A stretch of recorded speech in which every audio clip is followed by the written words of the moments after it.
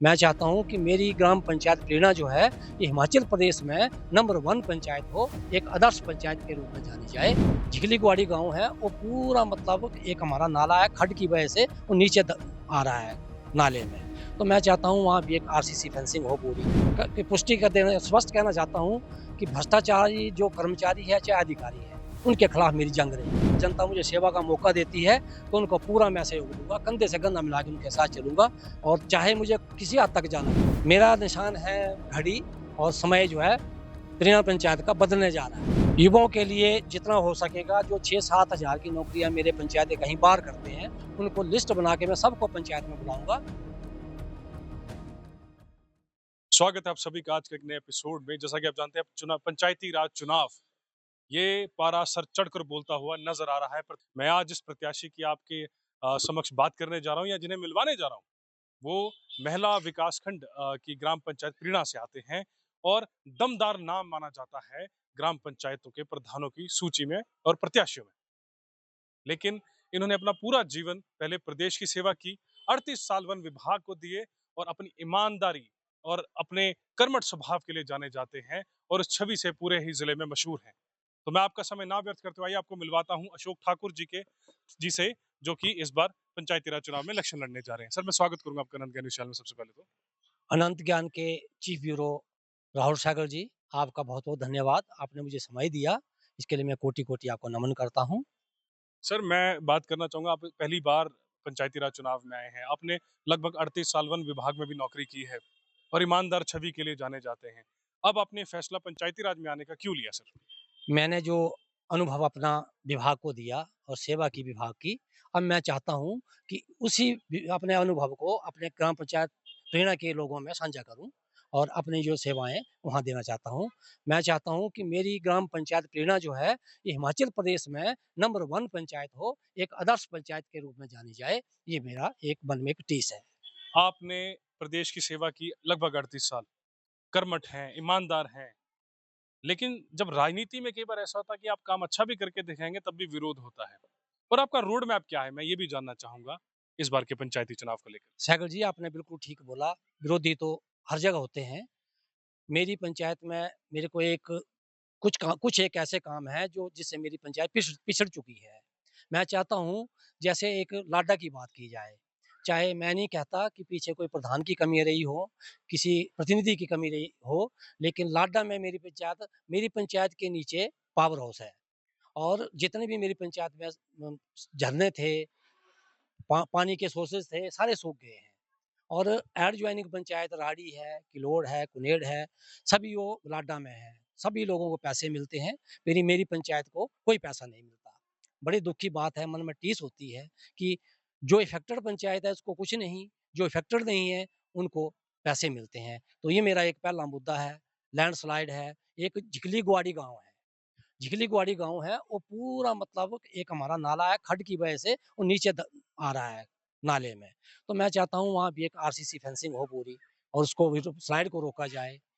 बाकी एक पुस्तकालय खोलना चाहता हूँ मैं। पंचायत के कार्य उस कार्य से हट के और करना चाहता हूँ।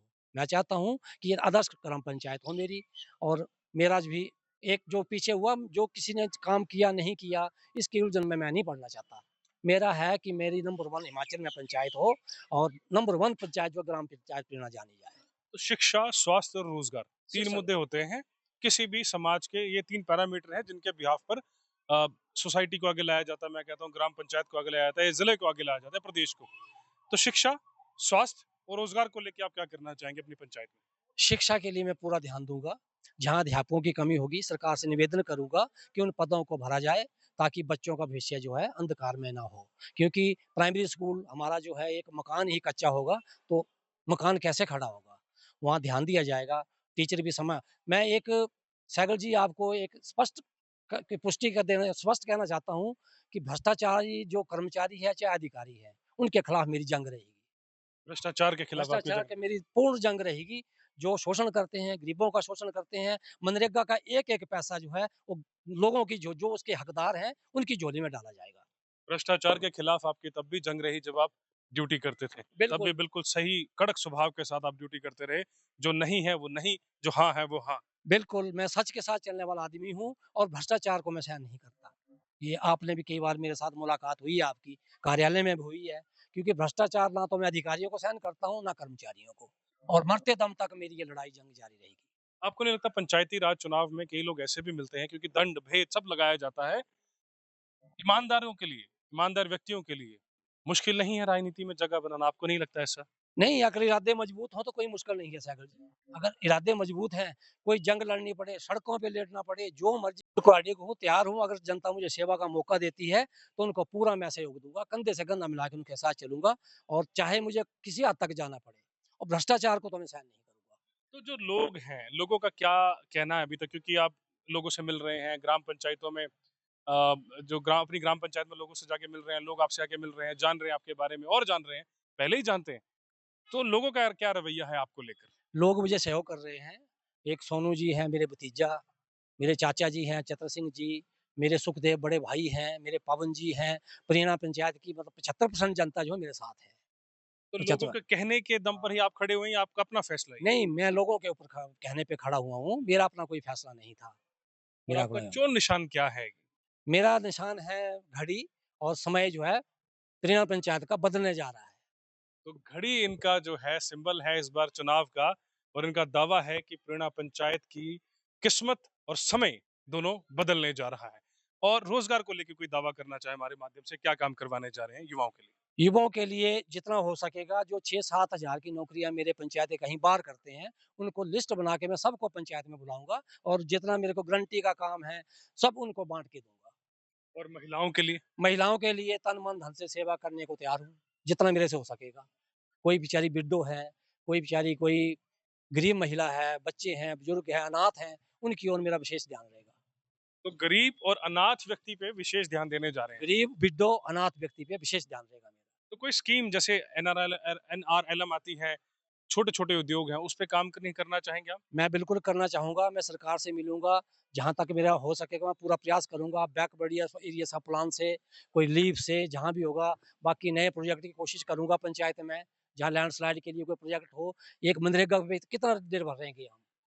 मेरी कोशिश रहेगी कि मैं सरकार से मिलूँ और अपने मुद्दे जो हैं सरकार के समक्ष समक्ष रखूँ। तो जाने से पहले कोई अपील करना चाहेंगे प्रेरणा पंचायत की जनता को हमारे माध्यम से?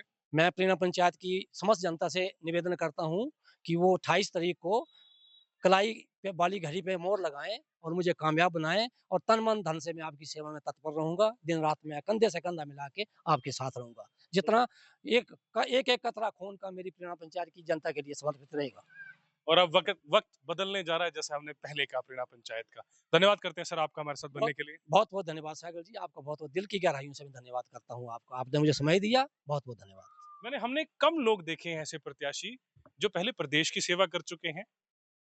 एक सर्टेन टाइम पीरियड उन्होंने प्रदेश की सेवा में लगाया। उस अनुभव को लेकर अब वो अपनी पंचायत लौटे हैं कि क्यों ना अब पंचायत की सेवा की जाए। तो सैल्यूट करते हैं ऐसे इनके जज़्बे को। और अब बाकी तो वक़्त ही बताएगा कि इन्हें लोग किस तरह से आशीर्वाद देकर और प्यार देकर आगे भेजते हैं। तो आज के लिए सिर्फ इतना है, अगली बार हम फिर मिलते हैं किसी नए मुद्दे पर और नए एपिसोड के साथ। तब तक के लिए जय हिंद, जय भारत और जय हिमाचल।